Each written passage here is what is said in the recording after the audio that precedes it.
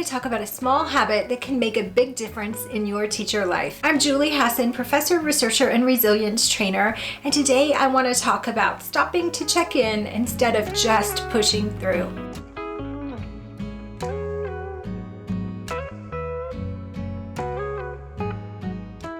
As a teacher, your plate is overloaded. From planning lessons to implementing lessons to differentiating for all the needs of your learners to grading assignments, keeping student records, attending meetings, I could go on and on. It's no wonder you feel overwhelmed sometimes, and it's no wonder you feel like you just have to keep pushing through, checking things off that ever-growing to-do list. But pushing through can have a long-term impact on your physical and mental health. And pushing through may not be the best thing for you as a teacher and a human, because in order to teach well, you need to be well. And in order to be well, you need to check in with yourself. It's important to be aware of your physical, mental, and emotional state so that you can make adjustments before you find yourself with significant health issues. You see, first, our bodies and our lives whisper, and then they shout, and then we find ourselves with big issues to deal with. If we can stop and pay attention when it's just a whisper, we can make some corrections that keep us from dealing with significant things later on. But in order to hear the whispers of our bodies and our lives, we have to stop and get quiet. We have to stop pushing through, take a minute, and check in. Pushing through without checking in can also keep us from experiencing joy in our teaching day, because we can find ourselves still reeling from something that happened earlier in the day or earlier in the week. Maybe we got an angry email from that parent. Maybe a coworker said something that stung. And without realizing it, we're carrying that with us and carrying those feelings. And because we're still holding on to that thing that happened before, we can't grab a hold of joy. If I'm still holding on to frustration over something that happened or anger over something someone said, when a student comes up to tell me a joke or share a story, I can't grab a hold of that joy because I'm still holding on to something that happened before. When a colleague wants to celebrate a win, I'm still holding on to that old stuff and I can't put it down and experience the joy of that celebration.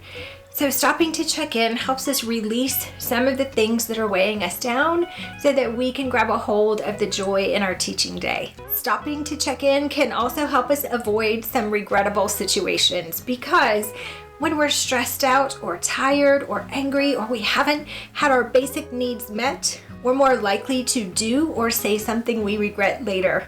Pausing to check in is a safeguard. It helps us operate in a place of calm and peace so that we can thoughtfully respond instead of quickly emotionally react to a situation. The best way to consistently practice checking in with ourselves is to schedule it and couple it. Schedule a self-check-in 2 or 3 times throughout the day and couple it with something you do regularly. You might put your check-in questions next to your laptop. You might put your check-in questions next to your coffee machine or the place you fill your water bottle. I even have principal friends who put a check-in checklist on the back of the restroom door. Here are the questions I ask myself when I practice a regular self-check-in. You'll want to tweak these questions and find what works best for you. The first thing I ask is, how is my body feeling? Am I feeling any tension anywhere that I need to release? For me, when I'm feeling especially stressed out, tense, or anxious, it's usually right here in my shoulders. When my shoulders are up to my ears and my neck feels a little tense or my jaw feels a little tense, I know I need to be aware of that tension, release it, and let it go. Also might pay attention to any aches or pains or things that I'm feeling that aren't helpful. Sometimes I find myself with a headache, and if I can take care of it early, then I don't end up with a really rocking headache later on in the day. So just pay attention to those physical symptoms. What is your body telling you? Have I taken care of my basic needs? Have I gone to the restroom? It's surprising how often teachers totally forget to do that, or we miss lunch and we find that at the end of the day, we haven't eaten anything. We haven't fueled our bodies. Maybe we haven't had any water to drink. We're feeling a little dehydrated. Maybe we haven't had any fresh air. Maybe we just need to stop and breathe. Taking care of our basic needs is really important, And it's easy to push those aside when we're feeling overwhelmed by everything else. What emotions am I experiencing? Have I experienced any joy today, or am I carrying some heavy stuff? Did I get in an argument with my spouse or my kids? Or did I have an incident on the way to work that still feels a little bad later on in the day? What am I feeling emotionally? And what do I need to do about that? What thoughts are dominating my mind? Because sometimes my emotions are just the result of some thought that I'm thinking over and over again. And maybe that thought is just about how overwhelmed I am and how I'm never going to get everything done. Or maybe I'm worried about something that I think might happen. Maybe I'm feeling bad about something that happened before. Whatever emotions those are tied to the thoughts that I'm thinking, I can take a few minutes and deal with those, process those. Or I may find that I need to talk with someone. I may need to talk with a supportive colleague or friend. I may need to journal a bit about those. What do I need right now? If I haven't taken care of my basic needs, I probably need to do that. If I need some support because of an emotional burden that I'm feeling or a thought that I'm carrying around, I may need to find someone to talk to.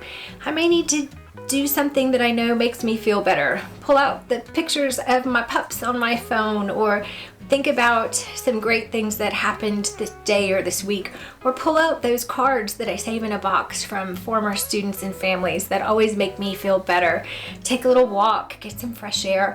Whatever it is, paying attention to what I need and taking care of that need is really helpful. I challenge you, overloaded teacher, to schedule a couple of self-check-ins throughout the day.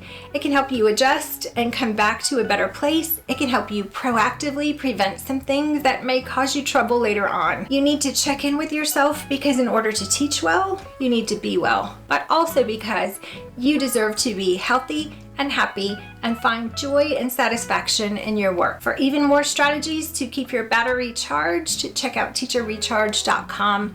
I hope I've given you some ideas that help you stay longer, grow stronger, and keep making ripples.